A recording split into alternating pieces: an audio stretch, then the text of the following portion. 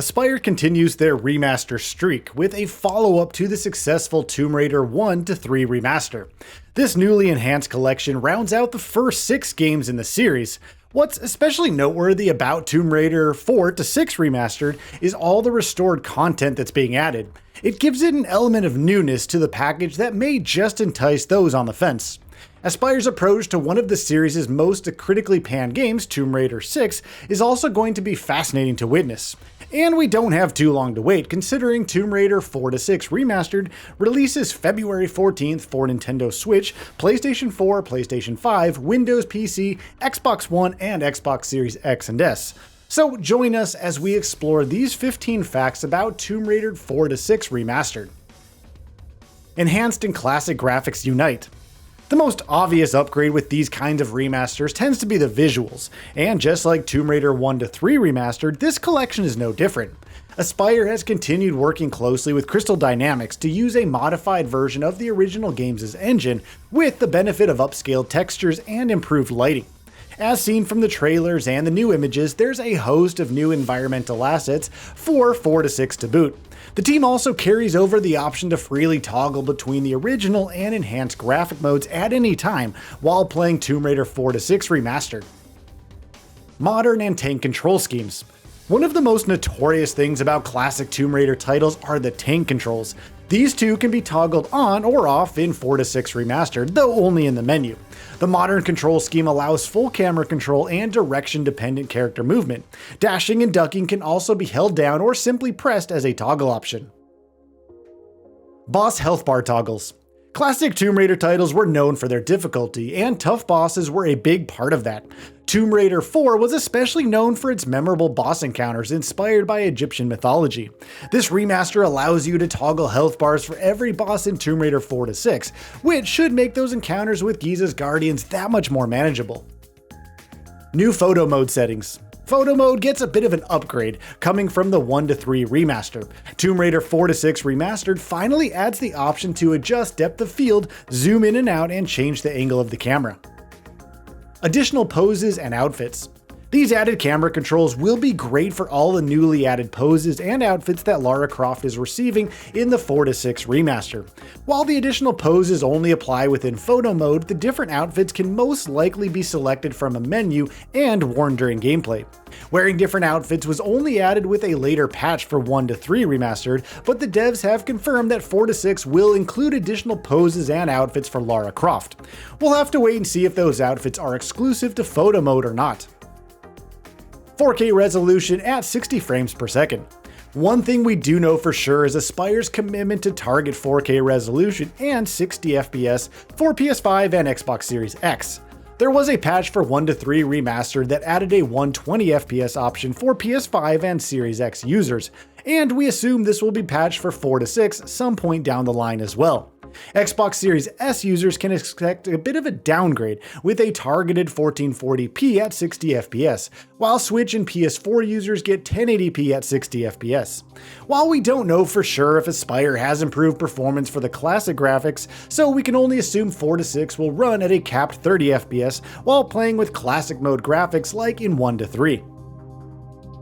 Inclusion of the Times exclusive level from The Last Revelation. This collection includes a neat little Easter egg of a level for Tomb Raider 4: The Last Revelation. The bonus Times exclusive level was only available as a PC download back in the day, and was created to join the Times newspaper in their 75th anniversary celebration of the discovery of King Tut's tomb. In this standalone level, a Times' employee asks Lara to investigate, you guessed it, King Tut's tomb. 168 trophies/achievements. Despite the eye-watering 269 trophies included in Tomb Raider 1-3 Remastered, trophy hunters were upset at the omission of any platinum trophy to top it all off. Well, there's still no platinum trophy available for Tomb Raider 4-6 Remastered, though the leaner 168 trophy/achievements included here ensures less of a headache to keep track of than in the previous game. Tomb Raider 4: The Last Revelation story and setting.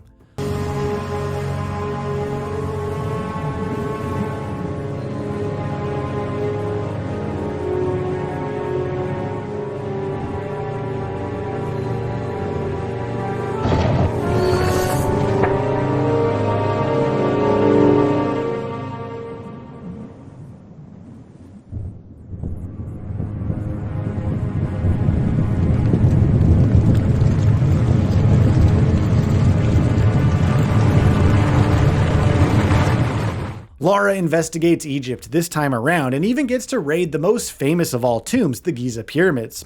The story really gets going when Lara finds the amulet of Horus within the tomb of Set.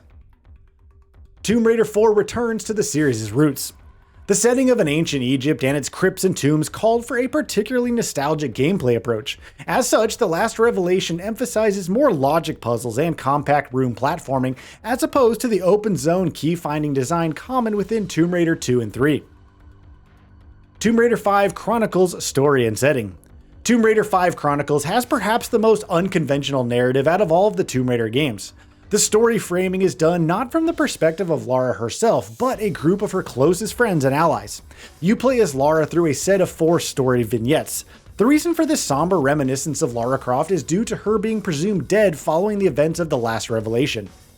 Gameplay variety in Chronicles. Recalling the past escapades of Lara Croft dovetails naturally into distinctly varied level themes. The first story is set in Rome and focuses on platform-based gameplay, emulating Tomb Raider 1's design. The following stories emphasize stealth, action, and puzzle solving. Tomb Raider 5 was the final game in this collection to be developed by the original core design team. Interestingly, the team wanted to kill off Lara for good in Tomb Raider 4 due to burnout and fatigue, leading to what many would consider the worst game in the series, Tomb Raider 6. Tomb Raider 6, the black sheep of the series. The Angel of Darkness was the first game in the series to use a new iteration of the core design in-house engine for its PS2 debut. Despite the generational leap, Angel of Darkness was critically panned for its buggy gameplay and poorly implemented design. A part of the frustrating controls was the new stamina meter, which made climbing a laborious chore. While it's not yet confirmed whether Aspyr removed the stamina meter, at least the modern controls allow for more fluid movement, as well as mid-air shooting and consecutive jumps. Restored content for Tomb Raider 6. This remaster restores a lot of cut content for Tomb Raider 6 Angel of Darkness. The other playable character, one Curtis Trent, receives a new Chirugai disc blade weapon to use. Curtis also gets a new psychic shield ability to defend against enemies and bosses. Other restored content include purchasable goods from Renee's pawn shop, such as the silencer and laser sight, a new Parisian backstreet training area, unused voice lines, new inventory items such as Von Croy's cane, and updated notebook entries. PC requirements for Tomb Raider IV-VI Remastered. It doesn't take the newest NVIDIA RTX graphics card to enjoy the latest Tomb Raider collection.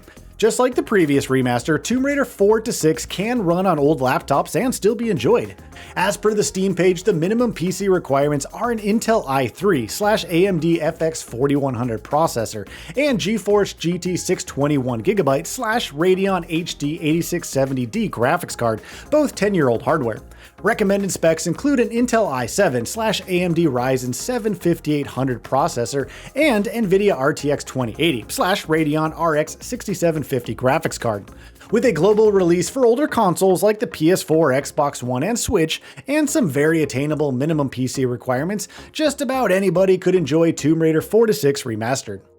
So, what are your thoughts on this? Go ahead and share them in the comments below. And if you like this video, please subscribe to the channel and enable all notifications by clicking the bell icon to get new video updates.